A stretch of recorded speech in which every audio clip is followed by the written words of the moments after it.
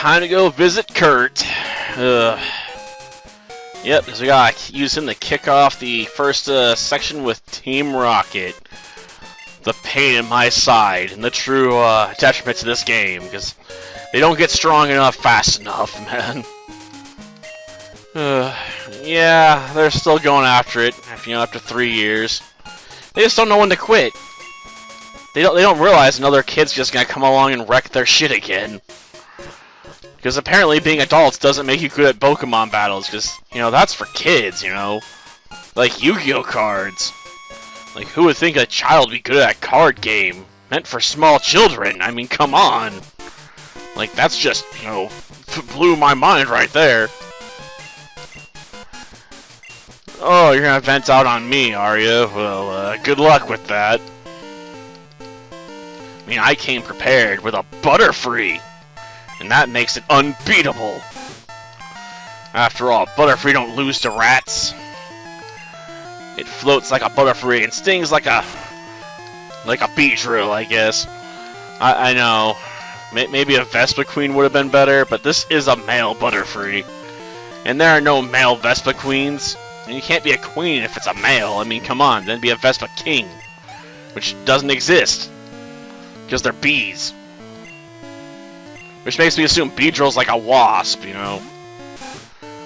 Despite having bee in the name, I wouldn't be surprised, if it's really a wasp, and they just called it Beedrill for convenience. Because Wastrel is just a bit of a mouthful. And what's with all the quick attacks? I mean, come on. You're not gonna beat me with them, Rattata.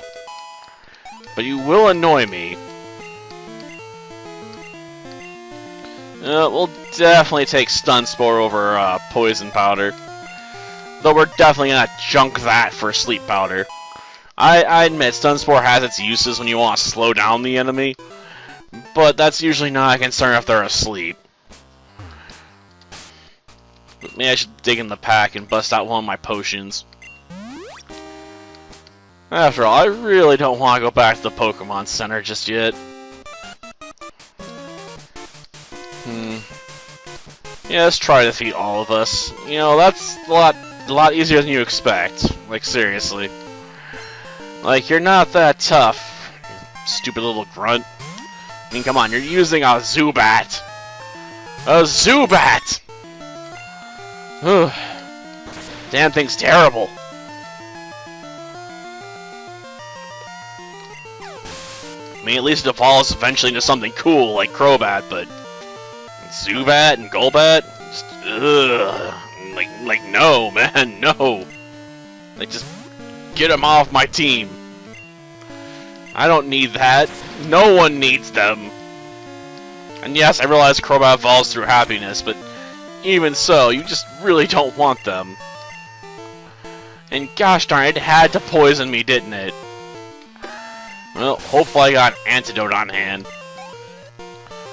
I'm not entirely sure about that, but I can check. I'm a rotten brat, says the lady stealing tails from freaking slowpokes. I'll just use that antidote. Now, come on, really? Well, I'm about to grab the item. That was just disappointing. Like, I ain't got time for you, Batwoman. Like, come back later. Much later. Now, let's see. Of course he wants to battle. Well, it's already ruined. You lost to Red. For he was even the Pokemon League champion. I mean, come on. Seriously, what's with all the rats? I know rats are usually associated with, like, dirty and underhand tactics and stuff, and snitching on your friends. So I guess it fits, but it's not like they're dark type. Like, you got options like Houndoom now, and Murkrow. Like, shouldn't everyone on the team be, like, using those by default? Instead of, Rattata. That Pokemon evolves into a Raticate that, if you're lucky, is at the top of its game in the early game. And that was only in the first generation of Pokemon where its high speed meant it got lots of critical hits to make up for its otherwise mediocre stats. Which he doesn't get the advantage of here, because, you know, critical hits are now random, they're not based on speed. That's why certain moves in Gen 1 have near perfect critical hit chances with certain Pokemon. Like, Purge is almost always going to get a critical hit with Slash, because, you know, that's just how the calculation works out. Which ends up making it basically an underpowered Tauros. So it's useful for basically doing cleanup on weakened enemies. It's basically your late game sweeper after everything else has been crippled. But that still gives it, you know, a contender spot for some people. That's more than I can say for some other options out there, right? Like, at least it got to be a contender for a generation. That's more than some will ever see. Oh, sweet, it hurt itself. Pokemon. Go out there, Lord. I need you to learn some new moves. Like, protective barriers. Gosh darn it. Well, that's fine.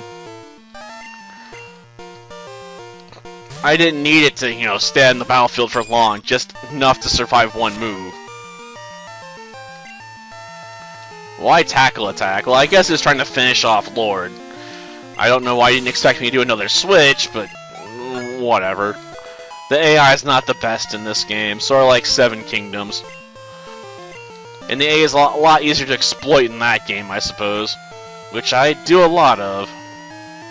It's the only way to get through certain scenarios in Seven Kingdoms. You gotta exploit the AI's weak spots. Like, if you destroy a targeted fort, they'll actually just head back home. And that's something you really want to take advantage of. Okay. Yeah, I already knew that. You don't have to tell me about it.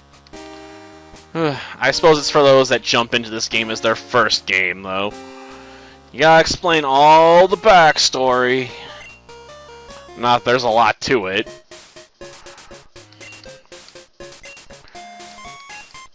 Oh, real hero, eh? Yes, a lure ball. Well, I guess that'll come in handy when I try and catch a Manticore later. Yeah, I'll think about it. But most of your balls are, you know, just terrible. I'm pretty sure this is a white tree right back here, so it's kind of useless for me. Yep, this makes fast balls. I suppose I can set them on the task at least. I'm pretty sure in this game you can actually make them do multiple balls at the same time. Unlike the other game where you can two entries where you can only do one at a time, which sucks. Just one, that's how many I got, man. But yeah, in Gold and Silver, he can only take one apricorn at a time, so if you want to get a lot of lure balls, you know, it's going to take you 99 days. Oof. Until next time, then. Until then, see ya.